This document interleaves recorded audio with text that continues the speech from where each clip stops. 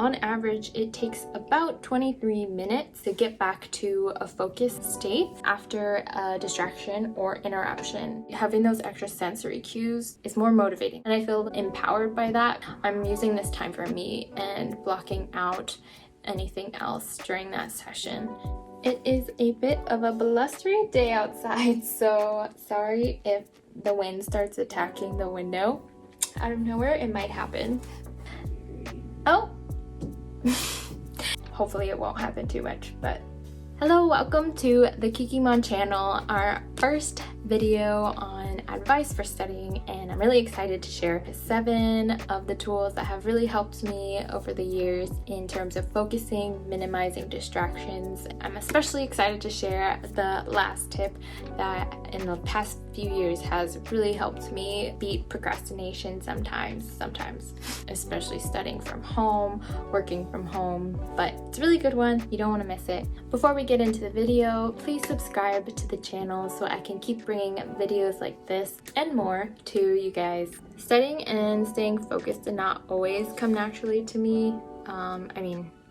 I don't know if it still does, but I have more tools to help me. I had a lot of procrastination and time management struggles, especially in middle school and high school. I just didn't know how to break out of that and study well or get work done. Particularly growing up in the era of AIM or AOL Instant Messenger, the rise of Facebook and Facebook messaging, T9 texting on my little flip phones all the time. Tumblr, I definitely spent a lot of time getting distracted on there, even though it was lots of fun. But there are definitely many distractions on internet, and I think a lot of it was a big mental block where I didn't have enough confidence or self-awareness in myself to, I guess, stop pitying myself and suck myself out of that distraction of the internet, which also is really the whole of addiction of immediate satisfaction that most of us fall prey to now.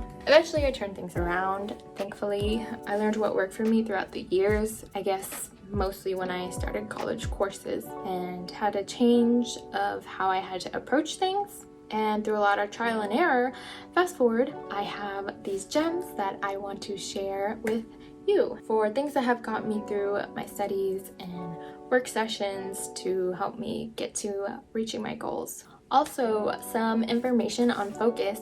Research from Dr. Gloria Mark at UC Irvine shows that on average it takes about 23 minutes for us to get back to a focus state after a distraction or interruption. That alone sometimes helps me remember, okay, maybe it's not worth it to look at the notification on my phone right now because it's gonna take me a whole 23 minutes to get back to it. So good thing to keep in mind. It is hard to stay disciplined, but hopefully some of these tools will help with that. Number 1 is the Forest Chrome extension or app, and you might have heard of this. It is essentially a way to block you from going on websites or apps that you commonly get distracted on. It sets a timer where it's gonna block you from using those websites or apps.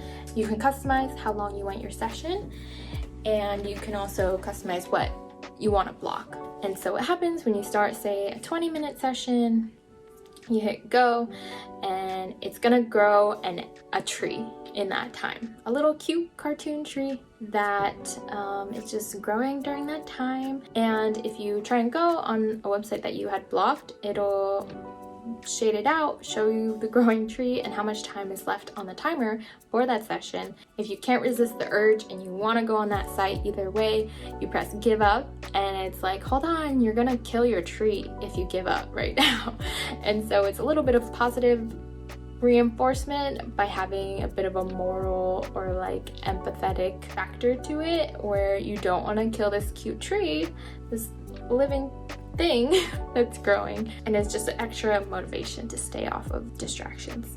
Number 2 is another Chrome extension, which is also quite popular, called Momentum. I like this one for a similar reason, to help me from not defaulting to just opening a new tab to get distracted on going down the internet hole. And so actually I can show you, this is kind of like a home page for when you open up a new tab, and it will give you the time and say, have a greeting for you personalized with your name. And it will always have a small quote or motivational mantra, as well as a longer quote on the bottom. Every day there's a new one, and a beautiful nature photo in the back. I always like them because you can have favorites, and I always favorite all of them because they're beautiful. But there's also a little tagline, what is your main focus for today? And you can write maybe one goal or one affirmation that you want to be reminded of for that day, so that whenever you open a new window or tab, it'll tell you that was your goal for the day. And this helps remind me if I just out of habit to be distracted from focusing on my work, if I just Command T, open a new tab, that pops up and sometimes reminds me, wait, this is my goal, I don't need to get distracted right now. And you can also put a little to-do list on the side if you want. And it's also aesthetically pleasing, which is nice to keep a good mood when you're in a work session. Number 3 is using Night Shift if you have an Apple device, or the Screen Shader Chrome extension. And this is to help reduce blue light, especially if you're working in the evening or close to bedtime. You can set the time that you want this to automatically go on your Apple device, or the Screen Shader Chrome extension automatically adjusts the amount of blue light based on the time of day in your time zone. And so this is really good for being able to have your work sessions and focus at night and not take away from if you need to wind down for bed soon. It also helps me if I'm doing a lot of reading on my computer or having to look at small details and I'm feeling that my eyes are strained. For me, I think it's easier to look at if I have more of a warm light. Number 4 is called a Soft Murmur. This is a website that is used for ambient noise. My friends and I discovered this in college and would always laugh at the name. For some reason, we thought it was kind of weird, maybe quirky or like creepy. It's like a soft murmur. I don't know, but it's really simple to use, which I like. There's little emblems of like campfire, cafe noise, rain, and you can just toggle how much you want of each one and it just plays as long as the website's open. And I usually like to have some sort of noise or music when I do work. It's nice that you can customize it, blast it if you're in a cafe or a library if you need to. I know there's a lot of other ambient noise apps or sites that you can use, but I think this one is simple and very quick to just pull up, and you don't have to like choose from a lot of things. You can just have your settings already plugged in. The next one is also for Apple devices, and this is using focus mode, or you might have seen Do Not Disturb before. So this is a way to take away the option of looking at notifications by blocking or silencing them. With the newer updates, you can customize settings based on if this is sleep mode, where you don't want any notifications, maybe except emergencies, or now they have a work mode where you can say, I only want these people, these apps to ping me, or maybe like your work email, but not like this annoying person at work. I don't know. You can also do this on your computer if you have an Apple computer. I really like using this if I am in a work session where I really need to focus, and it also helps me feel like I have some control, and I feel a little empowered by that, by saying I don't want to give time or energy to, say, notifications from Instagram or something, or texting this one person. I'm using this time for me and blocking out anything else during that session. I like having the physical movement of like checking that, and then it'll tell you it's on focus mode. And it'll tell you it's on focus mode of whatever settings you put. Can help you get in the zone and minimize distractions because it won't pop up on your screen every few minutes. This next one is also for Apple devices. It might be a way to do it on other devices, but this is app time limits. So setting limits on how long you could use certain apps.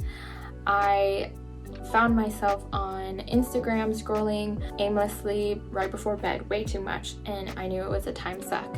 And so I started setting these limits, and you can customize in your settings how long you want to give yourself per day, and I think per week, maybe, of how long you want on particular apps, and you can choose whatever you want. So I think I have it on Snapchat, Mail, and Instagram, and it'll tell you after that time's up, like, hey, you've reached your limit for today.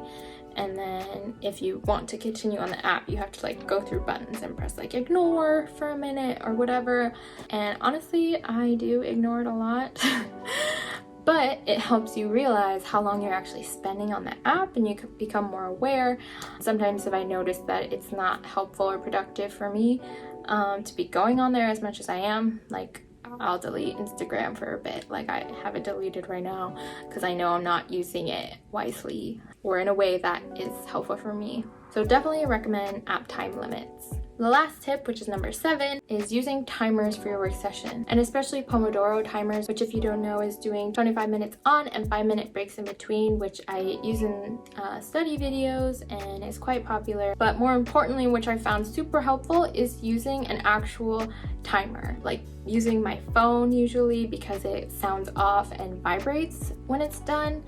Or if you can, get like an actual alarm clock or something, or maybe like a kitchen timer. Having those extra sensory cues, the visual, auditory, and maybe like vibrations that you can feel, makes it a lot more concrete and is more motivating. Like if you hear it ticking, or you can quickly see on your phone how much longer is on the time, there's more cues to say, okay, this is work time, this is how much time I've maybe wasted or spent on this thing, and this is how much time I have left. So doing timers has become essential for me now. Also, the reason I like using the phone timer is because I snooze it if I don't want to listen to the timer, and then it will keep coming back and keep reminding you, so you don't just get stuck like in a break or in a work session. So those are the 7 tips. I hope you found some of them useful. Definitely comment below which you think will work best for you or which you want to try, and keep in mind that it is going to be different for everyone. I think my friends in college, we all studied very differently, or at least I felt like I studied very differently from them, and that's completely okay. I mean, we all turn out fine, so it can sometimes just be a trial and error process, but I really hope one of these will stick with you. So just try to start small and commit to trying one thing and see if it works for you. Give it a chance. If not, maybe try another one. Thank you for watching. Definitely like this video if it was helpful, or if you want to see more like it, and subscribe to keep updated with what we have coming next. Say hi to me in the comments, and I'll see you guys next time. Bye!